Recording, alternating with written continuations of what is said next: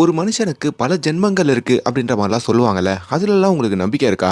அப்படி ஒரு வித்தியாசமான கதையை தான் பார்க்க போறோம். அதாவது போன ஜென்மத்துல அடைய முடியாத சொத்தை இந்த ஜென்மத்திலயாச்சும் அடைஞ்சாகணும் அப்படின்ற மாதிரி ஒருத்தர் பிறகுறாரு. அவர் பிறந்துமே அவர் உண்மையிலேயே யாரு அப்படின்றது தெரியாம தான் வாழ்றாரு. ஒரு நாள் தன்னோட ஃப்ரெண்டோட ஒரு குகைக்குள்ள ஆராய்ச்சி பண்ண போகும் போதோ அவருக்கு போன ஜென்மத்துடைய ஞாபகம் வருது. தான் கூட அது வரைக்கும் பழகுனவங்க எல்லாருமே தன்னுடைய நண்பர்கள் இல்ல எதிரிகள் அப்படின்ற மாதிரி நினைச்சு இப்போ அவங்க கிட்ட இருந்து தன்னுடைய சொத்துக்களை எடுக்கிறதுக்காக அவர் என்ன மாதிரி பிளான் போடுறாரு, அதுக்கு பின்னாடி இருக்கிற ட்விஸ்டுகள்லாம் என்ன அப்படின்ற எல்லாத்தையும் பல ட்விஸ்டுகளோட வித்தியாசமா சொல்லியிருக்கிற படம் தான் நாகபந்தம். அந்த படத்துடைய ஸ்டோரி ரிவ்யூ தான் இன்னைக்கு நம்ம பார்க்க போறோம். ஒரு வித்தியாசமான தெலுங்கு படங்க, அதை ப்ரமோட் பண்றதுக்கு தான் இந்த வீடியோ. இப்போ இந்த படம் தமிழ் டப்பிங்கோட ஓடிடில இருக்குங்க. இன்னும் லைக் கொடுக்கலனா ஒரு சின்ன லைக்கோட உள்ள வாங்க. நீங்க இப்ப பார்த்துட்டு இருக்கிறது நம்மளுடைய ஃபிலிம் பை. இந்த படத்துடைய கதை 62ல ஆரம்பிக்கிற மாதிரி தாங்க காமிக்கிறாங்க. ஹிமாலயாஸ்ல ரெண்டு நண்பர்கள் அப்படியே ஒரு குகைக்குள்ள கயிறு கட்டி இறங்கிக்கிட்டு இருக்காங்க.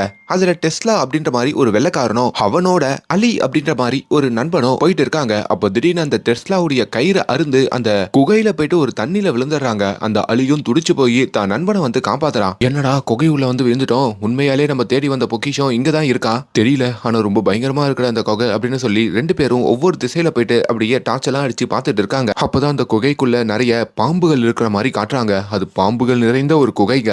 இப்ப அந்த அலி இருக்கான் பாத்தீங்களா, அவனையுமே ஒரு பெரிய மரத்துல போய் பாக்குறான். அந்த மரத்தை பாக்குற அலிக்கு பயங்கரமான ஷாக்கு. அந்த மரத்துல இருந்து அவனுக்கு ஒரு வாய்ஸ் கேக்குதுங்க. திடீர்னு அந்த மரத்துல ஒரு நபர் இருக்காரு போல இருக்கு. அவர் இந்த வேர்கள்னால கட்டப்பட்டிருக்காரு. அவரோட கண்ணை மட்டும் திறந்துட்டு, வந்துட்டியா, உனக்காக தான் நான் பல ஜென்மங்களா காத்திருந்தேன், உண்மையிலே நீ யாரு தெரியுமான்ற மாதிரி அந்த அலிக்கு போன ஜென்மத்துடைய ஞாபகத்தை அவர் படுத்துறாருங்க. அது மூலியமா அலி தான் சாதாரண ஆள் இல்ல, தான் ஒரு மிகப்பெரிய மன்னரா போன ஜென்மத்துல இருந்தேன் அப்படின்ற மாதிரியும் தெரிய வருது. அது மட்டும் இல்லங்க, இந்த ஜென்மத்துல அந்த அலிக்கு சில பொறுப்புகள் இருக்கான். அதாவது நாகபந்தம் அப்படின்ற ஒரு வாசல் இருக்கான். அந்த வாசலை திறக்கணுமா, அதை திறந்துட்டா அதுல இருந்து பல பொக்கிஷங்கள் நமக்கு சொந்தமாயிடும் அப்படின்ற மாதிரி சொல்றாங்க.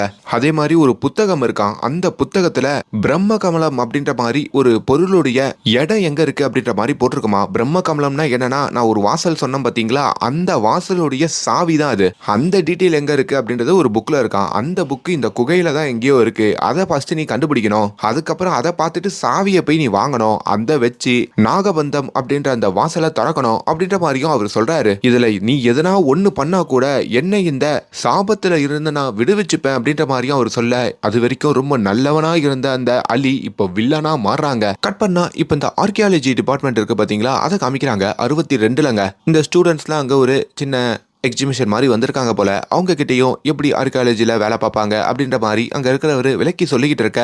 இப்போ அந்த ஆர்கியாலஜி டிபார்ட்மெண்ட்டோடைய பிரசிடென்ட் ஒருத்தர் இருக்காருங்க. அவர் பேர் பிரபாகரர். அவரும் அந்த இடத்துல வராரு. ரொம்ப நேர்மையான மனுஷங்க. ஊருக்குள்ள என்ன பழைய பொருள் கிடைச்சாலும் அதை கவர்மெண்ட் கிட்ட ஒப்படைச்சிருவாரு. முக்கியமா அவர் நம்புற மதத்தை ரொம்பவுமே மதிக்கிறவரு. அவரோட அல்டிமேட் எய்மே அந்த ஒரு புத்தகம் முன்னாடி சொன்ன பாத்தீங்களா, அந்த புத்தகத்தை எப்படின்னா கண்டுபிடிக்கணும் அப்படின்றது தாங்க. அவர் பல இடங்கள்ல தேடி இருப்பாரு. அதை தேடி அவர் டீம் அனுப்பியிருப்பாரு. எவ்வளவு தேடியும் ஒரு சொட்டு டீட்டெயில் கூட அதை பத்தி தெரிஞ்சிருக்காது. கட் பண்ணா இப்ப அந்த பிரபாகரன் கிட்டையும் அவரோட அசிஸ்டன்ட் வந்து உங்களை டெஸ்லான்னு ஒருத்தர் பார்க்கணும்னு ஆசைப்படுறாரு, சீக்கிரமா அப்பாயின்மெண்ட் கொடுங்க அப்படின்ற மாதிரியும் கேட்கிறாரு. அப்படின்னு சொல்ல இந்த டெஸ்லா இந்த பிரபாகரனுடைய ஒரு சொந்தக்காரனா தாங்க இருப்பான். அது என்ன சொந்தம் அப்படின்றது பின்னாடி சொல்றேன். இப்போ அவரையுமே இந்த பிரபாகரன் அந்த பில்டிங் குள்ள கூப்பிடுறாரு. என்ன பிரச்சனை அப்படின்ற மாதிரி கேட்கிறாரு. நான் உடனடியா இந்தியாவுடைய பிரைம் மினிஸ்டரை பார்க்கணும், எனக்கு ஒரு அப்பாயின்மெண்ட் வாங்கி கொடுங்கன்ற மாதிரி கேட்க, டேய் எவ்வளவு பெரிய இடத்துல வந்து டக்குன்னு பிரைம் மினிஸ்டர் பார்க்கணும்னா எப்படி, இதோ பிரைம் மினிஸ்டரோட பிஏ இருக்காரு, அவர்கிட்ட வேணா கேட்போம் அப்படின்னு சொல்லிட்டு அந்த பிஏவையும் கூப்பிட்டு கேட்கறாங்க. எதுப்பா இங்க பிஎம் பார்க்கணும்னு எல்லாருமே தான் ஆசைப்படுறாங்க, எல்லாரும் முக்கியமான விஷயத்த பேசதான் வராங்க, நீ என்ன புதுசா கண்டுபிடிச்சிட்ட, அதெல்லாம் டக்குன்னு அப்பாயின்மெண்ட் கொடுக்க முடியாதுன்னு சொல்ல, சார் இந்தியாவுடைய ஃபியூச்சரையே நான் கண்டுபிடிச்சிருக்கேன் சார், இது பொலிட்டிக்கல் எல்லாத்தையுமே மாத்திடும் அப்படின்ற மாதிரியும் இந்த டெஸ்லா சொல்றான். ஆனா என்னப்பா ஃபியூச்சர்னு சொல்லிக்கிட்டு இருக்க, எல்லாரும் அதை பத்தி தான் பேசுறாங்கன்ற மாதிரி அதையும் கொஞ்சம் ஒரு மாதிரி அந்த பிஏ பேச, அப்பதான் இந்த டெஸ்லா நாகபந்தத்தை பத்தி நான் ஒரு விஷயத்த கண்டுபிடிச்சிருக்கேன்னு சொல்லிட்டு அங்க அந்த புத்தகத்தையும் வெளியே எடுக்கிறாரு. ஆமாங்க, அப்ப அந்த குகைக்குள்ள இந்த டெஸ்லாவும் அவர் நண்பன் அந்த அலியும் போயிருப்பாங்கல்ல, ஆளுக்கு ஒரு திசையில போயிருப்பாங்க. அப்ப அந்த அலி வில்லனா மாறி இருப்பான். இந்த டெஸ்லாக்கு இந்த புத்தகம் கிடைச்சிருக்கும். இப்ப அந்த புத்தகத்தை வெளியே எடுத்ததும் ரொம்ப நாளா இந்த பிரபாகரும் இந்த புத்தகத்தை தான் தேடிக்கிட்டு இருப்பாரு. அந்த புத்தகமா கிடைச்சிருச்சுன்ற மாதிரி அவருக்கும் ஒண்ணும் புரியல. ஒரு மாதிரி அவருக்கு எமோஷனலா ஆயிடுதுங்க. இதை பாக்குற பிஏ பிஎம் உடைய பிஏவும் ஓகே ஓகே நாளைக்கு எப்படின்னா நான் பிஎம் கிட்ட பேசி அப்பாயின்மெண்ட் வாங்கி கொடுக்குறேன், அது வரைக்கும் நீங்க ஜாக்கிரதையா பாத்துக்கங்கன்னு சொல்லி அந்த புத்தகத்தையே இவங்க கிட்டயே கொடுத்துட்டு அவரு அங்க இருந்து கிளம்புறாரு. இப்ப இந்த டெஸ்லா இருக்காரு பாத்தீங்களா, அவர் இந்த பிரபாகரனோட கார்ல வந்துகிட்டு இருக்காருங்க. அப்போ போற வழியிலையும் ஒரு சின்ன பொண்ணு பொம்மை எல்லாம் விக்கிறதா பாக்குறாரு. அந்த பொம்மையையும் வாங்கிக்கிறாரு. ஏன்னா இன்னைக்கு டெஸ்லாவுடைய மனைவியுடைய பிறந்த நாளுங்க. அதை பத்தியும் அங்க இருக்கிற பிரபாகரன் கிட்ட அந்த டெஸ்லா சொல்லிட்டு இருக்க, சரி ஓகே நீ எதை பத்தியும் யோசிச்சுட்டு இருக்காத, இந்த நாள் நீ போயிட்டு ஜாலியா என்ஜாய் பண்ணு அப்படின்னு சொல்லிட்டு அந்த டெஸ்லாவையும் அங்க இருந்து அனுப்ப அவன் ஒரு சர்ச்சுக்கு வராங்க. அப்படி அந்த சர்ச்சில் டெஸ்லாவோட மனைவியும் அவரோட பொண்ணும் இருக்காங்க. பொண்ணுமே ரொம்ப ஆசையா வந்து எனக்கு என்ன கிஃப்ட் வாங்கிட்டு வந்தீங்க அப்படின்ற மாதிரி கேட்க, இவரோ வாங்கிட்டு வந்த கிஃப்ட் அந்த கார்லயே மறந்து வச்சிருவாருங்க. ஐயோ அப்படின்ற மாதிரி முழிச்சுக்கிட்டு இருக்காரு. இப்ப அங்க ஒரு ஃபாதர் இருக்காருங்க. ஃபாதர் கிட்டயும் பாவ மன்னிப்பு கேட்டுட்டு வந்துடுறேன் அப்படின்னு சொல்லிட்டோம். நம்ம டெஸ்லா அந்த இடத்துல வந்து உட்கார, ஃபாதர் நான் ஒரு பெரிய தப்பு பண்ணிட்டேன் ஃபாதர் அப்படின்ற மாதிரி அந்த தப்பை சொல்ல வந்துட்டு இருக்காருங்க. அப்போ திடீர்னு அந்த ஃபாதர் போயே சேர்ந்துடுறாரு. என்ன ஃபாதர் போய் சேர்ந்துட்டாருன்ற மாதிரி டெஸ்லாக்கும் ஒன்றும் புரியல. அப்புறம் தான் பாக்குறாரு அங்கிட்டு ஒரு டீமன் வந்திருக்காருங்க. அதாவது வில்லன் இருக்காரு பாத்தீங்களா, அவர் அங்க வந்திருக்காரு. டே அலி என்னடா இப்படி ஒரு வேஷத்தை போட்டு வந்திருக்க, என் பேரு இதுக்கு மேல அலி இல்லடா அப்படின்னு ஒரு பயங்கரமான பேரை சொல்லிட்டு ஒரு முழு சாத்தானாவே அந்த அலி மாறுறாங்க. அவனுக்கு தான் இப்ப போன ஜென்மத்தோட ஞாபகம் எல்லாம் வந்துருச்சு. போன ஜென்மத்துல வேற இவரு ராஜா, சோ அந்த கௌரவத்தோட இருக்கணும் அப்படின்ற மாதிரியும் சொல்றாரு. இப்போ இந்த டெஸ்லா கிட்டயும் வந்து நீ அங்க வந்து அந்த புத்தகத்தை எழுதிட்டு வந்துட்டேன்னு எனக்கு நல்லாவே தெரியும், இப்ப அந்த புத்தகம் எங்க இருக்கு ஒழுங்கா கொடுத்துரு அப்படின்ற மாதிரியும் சொல்ல, இந்த டெஸ்லாக்கோ பயங்கர கோவம் வருது. என்னால கொடுக்க முடியாதுன்னு மறுக்கிறாரு. ஆனா அந்த வில்லன் கொஞ்சம் கூட தான் ஃப்ரெண்டுன்னு கூட பார்க்காம அந்த இடத்துல சில அடியாட்களெல்லாம் வச்சு இந்த டெஸ்லாவை போட்டு அடி அடின்னு அடிக்கிறாருங்க. அவர் கையில இருக்கிற அந்த பேக்கையும் புடுங்குறாரு. இப்ப அந்த பேக்கை ஓபன் பண்ணி பார்த்தா அதுலயும் அந்த புத்தகம் இல்லைங்க. இப்ப அதை தடுக்க போன டெஸ்லாவோட மனைவியையும் அவங்க அடிக்கிறாங்க. ஒரு இடத்துல டெஸ்லாவுடைய உசுரே போற நிலைமையில இருக்குங்க. இதையெல்லாம் பாக்குற அவங்க பொண்ணுமே எங்க அப்பாவை விட்டுருக்க அங்கிள் ப்ளீஸ் அங்கிள் அப்படின்ற மாதிரி கெஞ்சுறாங்க. உங்க அப்பாவை அந்த புக்கை கொடுக்க சொல்லு, கண்டிப்பா விட்டுறேன் அப்படின்ற மாதிரி இந்த அப்பா புக்கை கொடுத்துருப்பா அப்படின்ற மாதிரி பொண்ணு கெஞ்சிரான் கூட அவரு அந்த புக்கு எங்க இருக்கு எங்க வச்சிருக்கேன் அப்படின்ற அந்த உண்மையை சொல்ல மாட்டாரு. இதனாலேயே அந்த டெஸ்லாவோட கதையை இந்த வில்லன் முடிக்கிறான். கூட சேர்ந்து அவங்க மனைவியோட கதையையும் பிடிக்க கட் பண்ணா துளசிவரம் அப்படின்ற மாதிரி ஒரு கிராமத்தை காமிக்கிறாங்க. அந்த கிராமத்துல ஒரு சின்ன திருவிழாங்க. அந்த திருவிழால தான் நம்ம ஹீரோவுடைய குடும்பத்தை காமிக்கிறாங்க. அதாவது அங்க 2 குடும்பம் ஃபேமஸுங்க. ஒன்னு நம்ம ஹீரோவுடைய குடும்பம், அதுக்கப்புறம் அவர் குடும்பத்தை சேர்ந்த அவர் அப்பாவுடைய தங்கச்சி குடும்பம். நம்ம ஹீரோ உசுரனா பாக்குற ஒரு தங்கச்சி இருப்பாங்க. எப்பவுமே தங்கச்சியா தோல்ல தாங்கிதான் அவரு நடப்பாரு. கூடிய விரைவிலேயே அவங்க தங்கச்சிக்கு அவங்க காதலிச்ச பையனோட திருமணம் பண்ணி வைக்கணும் அப்படின்ற மாதிரியும் ஹீரோ முடிவு பண்ணிருப்பாரு.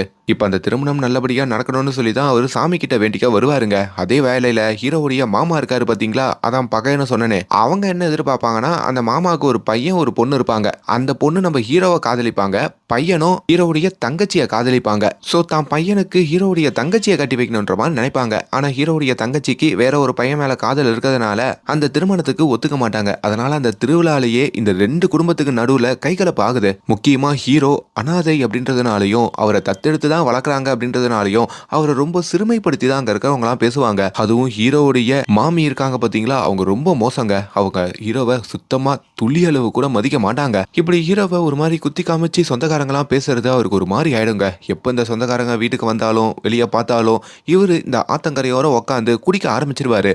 அப்பதான் அவரை சமாதானப்படுத்துறதுக்காக அவருடைய தங்கச்சி அங்க வராங்க.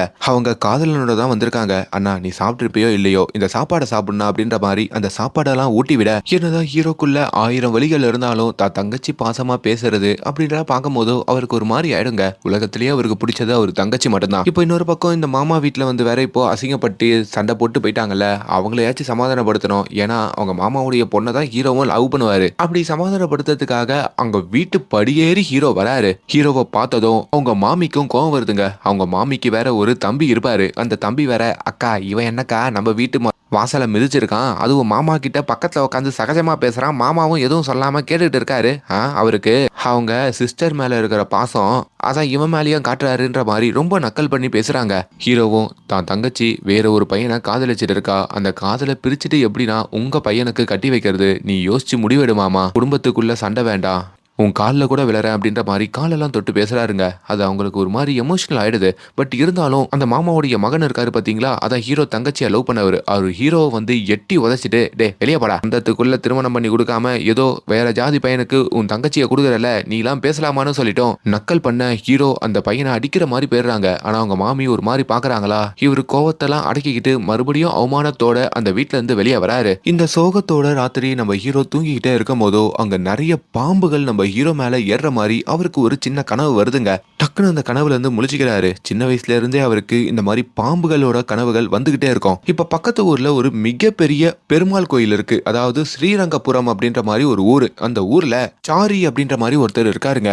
அந்த கோயில பாத்துக்கிற தலைவரே இந்த சாரி தான். ரொம்ப மரியாதை உள்ள ஆளு. அவரை பார்த்தா அந்த ஊருக்காரங்க எல்லாருமே மதிப்பாங்க. முக்கியமா அவருக்குன்னு நிறைய அசிஸ்டன்ட் எல்லாம் இருப்பாங்க. அவர்கிட்ட எப்படி மந்திரங்கள் சொல்லணும் அப்படின்ற மாதிரிலாம் கிளாஸ் சேர்ந்து கத்துப்பாங்க. அதுல ஒரு அசிஸ்டண்டா இருக்கிற பொண்ணு தான் பார்வதி அப்படின்ற மாதிரி நம்ம படத்துடைய ஹீரோயின். ரொம்ப நாளாவே அவர்கிட்ட நிறைய மந்திரங்களை கத்துக்கிட்டு அவர் கூட கோயில்ல இருந்து சேவை செய்யறது தான் நம்ம ஹீரோயின் பார்வதியோடைய வேலைங்க. முக்கியமா அந்த சாரி அப்படின்ற அந்த சாமியார் இருக்காரு பாத்தீங்களா, அவர்கிட்ட தான் அந்த கோயிலுடைய அந்த கர்ப்பகிரக வாசல் சாவியே இருக்கோங்க.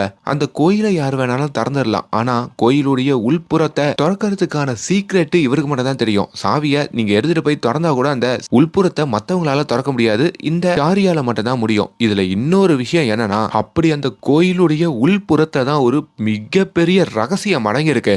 அதனாலேயே அங்க இருக்கிறவங்க எல்லாருமே அந்த ரகசியம் என்னன்னு தெரிஞ்சுக்கணுன்ற மாதிரி ரொம்ப ஆவலோட பார்ப்பாங்க. ஆனா அந்த சாரி அதை பல வருஷங்களா பாதுகாத்து வச்சிருப்பாரு. இப்ப அவருக்கும் வயசாகிட்டே இருக்கிறதுனால அந்த பொறுப்பை மத்தவங்க கிட்ட ஒப்படைக்கணுன்ற மாதிரியும் ஒரு ஏஜ் வருதுங்க. இப்ப அந்த ஊருடைய மன்னர் இருக்காரு பாத்தீங்களா, அவரு கூட இப்ப அந்த கோயிலுக்கு வந்திருக்காரு. என்னதான் எல்லாரும் சேர்ந்து இப்ப அந்த கதவை திறந்தாலும் உள்ள இருக்கிற அந்த வாசலுடைய கதவை இந்த சாரி தான் வந்து பத்திரமா திறக்கிறாரு. இப்ப வெளியில இருந்து பயபக்தியோட அந்த ஊருக்காரங்களா ஒண்ணு சேர்ந்து சாமி கும்பிடுற மாதிரி அங்க காமிக்கிறாங்க. இப்ப அந்த ஊருடைய மன்னர் இருக்காரு பாத்தீங்களா, அவரும் இந்த சாரி கிட்ட வந்துட்டு, இந்த கோயிலே எங்க பேர்ல இருந்தாலும் ஆனா எங்களால அந்த உள்புற சாவியை வச்சு அந்த கதவை திறக்க முடியல. அந்த சீக்ரெட் உங்களுக்கு மட்டும் தான் தெரிஞ்சிருக்கு அப்படின்ற மாதிரி பேசிக்கிட்டு இருக்க. அது எனக்கு கடவுள் கொடுத்த வரம் மாதிரி, அதை ரொம்ப சந்தோஷமா நான் ஏத்துக்கிறேன்ற மாதிரிலாம் இந்த சாரி சொல்றாரு. இப்ப ஹீரோயின் பார்வதியும் சாரி கிட்ட இருந்து எல்லாத்தையும் தெரிஞ்சுக்கணும்னு நினைக்கிறாங்க. கடவுள் பத்தியான கேள்விகள் கேட்கறாங்க. முக்கியமா இந்த கதவுகளை எப்படி திறக்கிறது அப்படின்னு ஒண்ணு ஒண்ணா கேட்டு கேட்டு அவங்க கத்துக்கிறாங்க. அப்படி இந்த பெருமாள் கோயில் இருக்கிற அந்த ஊருக்கு தான் நம்ம ஹீரோ தான் தங்கச்சி திருமணம் நல்லபடியா நடத்தி வைக்கணும்ன்ற மாதிரி வேண்டிக்கிறதுக்கு குடும்பத்தோட வந்திருக்காருங்க. அவரும் இப்ப அந்த கோயில்ல இருக்கிற நம்ம ஹீரோயின் பார்வதி எல்லாம் பாக்குறாரு. அவங்களும் நடனம் ஆடிக்கிட்டு அந்த திருவிழாவை சிறப்பிச்சுக்கிட்டு இருக்காங்களா, அதெல்லாம் நம்ம ஹீரோக்கு ரொம்ப பிடிச்சு போகுதுங்க. அப்படியான ஒரு நள்ளிரவுல தான் அந்த சாரி இருக்காரு பாத்தீங்களா, அவருடைய ரூமுக்குள்ள யாரோ போடுற மாதிரியும், அப்படி அவருடைய பீரோல இருக்கிற அந்த சாவி இருக்கு பாத்தீங்களா, உள்புற சாவி, அத ஒரு பொண்ணு திருடுற மாதிரியும் காமிக்கிறாங்க. அப்படி அந்த பொண்ணு முக்காடெல்லாம் போட்டுக்கிட்டு வேக வேகமா அந்த ரகசிய கதவுக்குள்ளேயும் போறாங்க. சாரிக்கு மட்டுமே தெரிஞ்ச அந்த சீக்கிரட்டான கதவை திறக்கிறதுக்கான பாஸ்வேர்டை இப்ப அந்த பொண்ணுக்கும் தெரிஞ்சிருக்க போல. இப்ப அந்த பொண்ணு அந்த கதவை திறந்து பெருமாளுக்கு பக்கத்துல இருக்கிற ஒரு தாமரை பூ மாதிரி ஒரு கோல்டன் சிலை இருக்குங்க, அந்த சிலையையும் அங்கிருந்து திருடுறாங்க. அப்படி திருடி அவங்க அதை வெளியே கொண்டு வர இப்ப வெளியிலயும் முன்னாடி அந்த ஆர்கியாலஜி டிபார்ட்மெண்ட்ல இருக்கிற பிரபாகர் இருக்காரு பாத்தீங்களா, அவரு நின்று இருக்காருங்க. அவர்கிட்ட கொண்டு வந்து அதை கொடுக்குறாங்க. பிரபாகரும் ஆஹா இதுக்காக தான் நான் காத்துட்டு இருந்தேன் அப்படின்னு சொல்லிட்டு அதை வாங்கிக்கிட்டு அவர் ஃப்ரெண்டோட வந்திருப்பாரு. இப்ப அந்த காரையும் எடுத்துக்கிட்டு வேக வேகமா போறாரு. இப்ப இதெல்லாம் பாக்கிறதுக்கு உங்களுக்கு கொஞ்சம் குழப்பமா இருக்கும். ஆனா போக போக உங்களுக்கு நல்லாவே புரியும். இப்ப இவரு கூடிய விரைவில் அந்த கிராமத்துல இருந்து தப்பிச்சு ஆகணுங்க. இல்லனா பாம்பு இவரை ஒரு வழி பண்ணிடும். அவரு பயந்தபடியே அங்க பாம்புகள் இவரை சேஸ் பண்ண ஆரம்பிக்குது. அதுல ஒரு பாம்பு உள்ள போந்து இவரோட ஃப்ரெண்டு தான் வண்டி ஓட்டிட்டு போவாருங்க. அவர் கழுத்துலயும் சுத்திக்குது. இதுல காரு போயிட்டு ஒரு பாறையில மோதி கீழே விழுந்துருதுங்க. இப்ப அந்த இடத்துல இருந்து நம்ம பிரபாகர் அந்த சிலையோட மட்டும் தப்பிக்கிறாரு. அப்படி தப்பிச்சு ரொம்ப வேகமா ஓடுறாரு. அப்படி ஓடி அந்த இடத்துல ஒரு ஹெலிகாப்டர் நிக்குதுங்க. அந்த ஹெலிகாப்டர்லயும் வந்து அவர் ஏறிக்கிறாரு. ஐயோ ஃபிளைட்டா, ஹெலிகாப்டர் நினைச்சிட்டேன். சரி, இந்த ஃபிளைட்லயும் அவர் போயிட்டு இருக்க இப்போ திடீர்னு ஒரு கழுகு அந்த பக்கம் வருதுங்க. அந்த ஃபிளைட்டுடைய கண்ணாடியை வந்து கொத்துது. கொஞ்ச நேரத்துல அந்த ஃபிளைட்டுடைய ரக்கையில வந்து தான் உசிரியே தியாகம் பண்ணுது. இதுல அந்த ஃபிளைட் ஒரு நதி ஓடிக்கிட்டு இருக்கா. அந்த நதி ஓரத்துல இருக்கிற ஒரு மரத்துல வந்து மோதி அங்கேயே விழுந்துருது. கட் பண்ணா இப்ப நம்ம ஹீரோவை காமிக்கிறாங்க. நம்ம ஹீரோ அந்த கோயிலுக்கு வந்து சாமி எல்லாம் கும்பிட்டுட்டு அவருடைய ஊருக்கு வந்துட்டாரு போல. அப்படி அங்க நம்ம ஹீரோவை பாக்குறதுக்கும் ஆதித்யா அப்படின்ற மாதிரி ஒரு நபர் வராங்க. அவன் யாருன்னா, முன்னாடி ஒரு மன்னர் இருக்காரு பாத்தீங்களா, அவரோட இருந்த ஒரு அடியாள் தான் இந்த ஆதித்யா. ஒரு உதவி கேட்டுதான் ஹீரோ கிட்ட வந்திருக்கான். என்னன்னு கேட்கும் போதோ, தான் உங்ககிட்ட லட்சக்கணக்கில் காசு கொடுக்குறேன், நான் கேட்குற ஒரு பொருளை மட்டும் நீ எடுத்து கொடுக்குறியான்ற மாதிரி கேட்கறாரு. ஹீரோக்கும் தங்கச்சி கல்யாணத்தை நல்லபடியா நடத்தி வைக்கணும். அதுக்காக அவருக்கு பணம் தேவைப்படுது. ஆல்ரெடி குடும்பத்துக்குள்ள அவருக்கு கெட்ட பேரு, அதெல்லாம் போக்குறதுக்காக சரி அப்படின்ற மாதிரியும் சம்மதிக்கிறாரு. ஹீரோ ஒரு விஷயத்துக்கு சரின்ற மாதிரி சம்மதிச்சிட்டாருன்னா அவங்க என்ன கேட்டாலும் பண்ணி கொடுத்துடுவாருங்க. இப்போ அவருடைய சின்ன போட்டை எடுத்துக்கிட்டோம், அவரு ஒரு மேப்பை பார்த்துக்கிட்டோம் ஒரு காட்டுக்குள்ள போறாரு. போற வழியிலையும் பயங்கரமான மழைங்க. என்னதான் வேணும், எங்கதான் நம்ம போயிட்டு இருக்கோம் அப்படின்ற மாதிரி கேட்க, பைரவ கோணா அப்படின்ற ஒரு இடத்துக்கு தான் போறதா அவரு சொல்றாரு. ஹீரோ ஷாக் ஆகுறாரு. எது பைரவ கோணா போகணுமா, அந்த இடத்துக்கா, அது ரொம்ப டேஞ்சரான இடமாச்சு அப்படின்ற மாதிரி சொல்றதுக்குள்ளேயே அந்த படகை அப்படியே நிப்பாட்டுறாங்க. என்னன்னு பார்த்தா முன்னாடி ஒரு கேட்டு மாதிரி இருக்குங்க. அதாவது அந்த கேட்டை சுத்தி பாம்புகளா இருக்கு. அதை தாண்ட முயற்சி பண்ண சில பேர்லாம் அங்க எலும்பு கூடலா இருக்கிறத இவங்க பாக்குறாங்க. ரொம்ப பயப்படுறாங்க. பேசாம போட்டை திருப்பிட்டு கிளம்பிடலாம் அப்படின்ற மாதிரியும் முடிவு பண்றாங்க. ஆனா ஹீரோ ஆல்ரெடி வாக்கு கொடுத்திருக்காரு. அந்த ஆதித்யாவும் நீ கொடுத்த வாக்கு என்ன ஆச்சுன்ற மாதிரி கேட்க, சரி ஓகே உனக்கு என்ன, அது உள்ள போனோம் அவ்வளவுதானே அப்படின்ற மாதிரி சொல்லிட்டு இப்ப அந்த கேட் இருக்கும் பாத்தீங்களா, அது மேல 2 கயிறை போட்டு அந்த கேட்டையும் கீழே விழ வச்சுட்டு இப்ப அந்த பாம்புகளை தாண்டியா அவர் கூட்டிட்டு போறாரு. இப்போ அடுத்ததா இன்னொரு ட்ராப் வருதுங்க. அதாவது அந்த காடுகள்ல நிறைய காட்டுவாசிகள்லாம் இருக்காங்க போல இருக்கு. அவங்க எல்லாருமே அங்க இருந்து சில அம்புகளை இவங்க மேல விடுறாங்க. அதுல நிறைய பேருக்கு காயம் ஏற்படுது. இப்போ அவங்களோடய சண்டை போட்டு அந்த இடத்துல இருந்து இவங்க தப்பிக்க அண்ட் அட் லாஸ்ட் அங்க ஒரு பெரிய நீர்வீழ்ச்சி இருக்குங்க. அதுக்கு முன்னாடி இவங்க படகை நிப்பாட்டுறாங்க. இப்பவாச்சு சொல்லு என்ன வேணும்ன்ற மாதிரி கேட்க, அது தூரத்துல ஒரு ஃபிளைட் தெரியுதுல, அந்த ஃபிளைட்ல கொஞ்ச நாளுக்கு முன்னாடி எங்களோட ஆளு ஒரு கோல்டன் சிலையை எடுத்துட்டு போக பார்த்தாரு. ஆனா அங்கேயே சிக்கி எல்லாரும் போயிட்டாங்க. இப்போ அந்த ஃபிளைட்டுக்குள்ள அந்த கோல்டன் சிலை இருக்கு, அதை எனக்கு எப்படின்னா எடுத்துக்கொடு அப்படின்ற மாதிரி இந்த ஆதித்யா கேட்கறான். இப்போ ஹீரோவும் சரி ஓகே வாக்கு கொடுத்துட்டோம்னு சொல்லி இப்போ அந்த ரொம்ப கஷ்டப்பட்டு நீச்சல்லாம் அடிச்சு அந்த முனையில நிக்கிற அந்த ஃபிளைட்டுக்கு வராரு. அதுக்குள்ள அப்படியே அந்த கோல்டன் சிலையை எடுக்கலான்னு வரத்துக்குள்ள அந்த கோல்டன் சிலையை ஃபிளைட்டுக்குள்ள கூட சில பாம்புகள் பாதுகாத்துட்டு இருக்குங்க. இப்போ அந்த பாம்புகளிடம் சண்டை போட்டு ஹீரோ எப்படியோ அந்த சிலையை கையில எடுக்க, ஆனா அதுக்குள்ள காலு ஸ்லிப் ஆகி கீழே அந்த நீர்வீழ்ச்சியில அப்படியே பொத்துன்னு விழுந்துடுறாருங்க. இப்போ ஹீரோ கிட்ட இருந்து அந்த சிலையை வாங்குறதுக்காக ஆதித்யா அவருடைய நண்பர்களும் அப்படியே கீழே இறங்க, அந்த நதியில வேற முதலைகள்லாம் இருக்கு போல, அதெல்லாம் வந்து இவங்களை அட்டாக் பண்ண ஆரம்பிக்குது. இப்போ ஹீரோக்கு மட்டும் அங்க ஏதோ ஒரு பூர்வ ஜென்ம ஞாபகம் வருதுங்க. அவரு அந்த விஷயத்துல இருந்து எப்படியோ தப்பிக்கிறாரு. இப்போ ஒரு கரையும் ஒதுங்குறாரு. அப்படி அவர் ஒதுங்கின ஊர் எதுனா, முன்னாடி ஒரு பெருமாள் கோயிலுக்கு வந்திருப்பாரு பாத்தீங்களா, அந்த ஊர்ல தான் வந்து ஒதுங்கிருப்பாரு. அப்படி நம்ம ஹீரோவா அந்த இடத்துல இந்த பார்வதி பாக்குறாங்க. அந்த இடத்துல சில கிராமத்துக்காரங்களெல்லாம் கூப்பிட்டு நம்ம ஹீரோவையும் அவங்க காப்பாத்துறாங்க. ஹீரோக்குமே பார்வதியை பார்த்த உடனே ஒரு காதல் வருதுங்க. இன்னொரு பக்கம் இந்த வில்லனை காமிக்கிறாங்க. வில்லனும் அந்த குகைக்குள்ள வராரு. அந்த மரத்துல சிக்கி இருக்கிற அந்த மெயின் வில்லன் இருக்காரு பாத்தீங்களா, அவர்கிட்டயும் பேசிட்டு இருக்காரு. ஏயா உனக்கு தான் இந்த புக்கு கிடைச்சிருச்சுல, இன்னும் என்ன காப்பாத்தாம என்ன பண்ணிக்கிட்டு இருக்கன்ற மாதிரிலாம் அவர் கேட்டுட்டு இருக்க. இன்னொரு பக்கம் இந்த கோயில் இருக்கும் பாத்தீங்களா, அந்த பெருமாள் கோயில், அந்த பெருமாள் கோயிலுடைய உள்பக்கம் இருக்கிற பூட்டு இப்போ உடஞ்சிருக்கும். அது அடுத்த நாள் காலையில வரும்போதோ இந்த சாரி பாக்குறாரு. அவருக்கு பெரிய ஷாக்குங்க. ஊர்ல இருக்கிற மத்த நபர்கள்லாம் வந்து அங்க வச்சு அவரை அசிங்கசிங்கமா திட்டுறாங்க. இவரு தான் திருடிட்டாரு அப்படின்ற மாதிரி வீண் பழியெல்லாம் போடுறாங்க. இதெல்லாம் பின்னாடி சாரியோட அசிஸ்டன்டான நம்ம ஹீரோயின் பார்வதி பாக்குறாங்க. அவங்க ரொம்ப எமோஷனல் ஆகுறாங்க. இப்போ இந்த விஷயத்தை எல்லாத்தையும் கொண்டு வந்து நம்ம ஹீரோ கிட்டயும் அவங்க சொல்றாங்க. ஹீரோவுமே அப்படி அந்த கோயிலுடைய உள்புறத்துல அவர் என்ன பார்த்துக்கிட்டு இருந்தாருன்ற மாதிரி கேட்க, அதுதான் அந்த கோல்டன் சிலை தாமரை பூ மாதிரி இருக்குமே அது அப்படின்ற மாதிரி சொன்ன உடனே ஹீரோ அது என்கிட்ட தான் இருந்தது, நான் தான் அதை எடுத்தேன்ற மாதிரி சொல்றாரு. இப்ப அதை எங்க வச்சிருக்கன்ற மாதிரி இவங்க கேக்குறாங்க. அப்போ ஹீரோ பதில் சொல்றதுக்குள்ள நம்ம ஹீரோவை தேடி அவங்க குடும்பம் அங்க வந்துடுறாங்க. முக்கியமா அவங்க மாமா பொண்ணு தங்கச்சி எல்லாரும் வந்து ஹீரோவை கூட்டிட்டு போகணும்ன்ற மாதிரி நினைக்கிறாங்க. அங்க ஹீரோவை காப்பாத்தின பார்வதிக்கும் எல்லாரும் சேர்ந்து நன்றி சொல்றாங்க.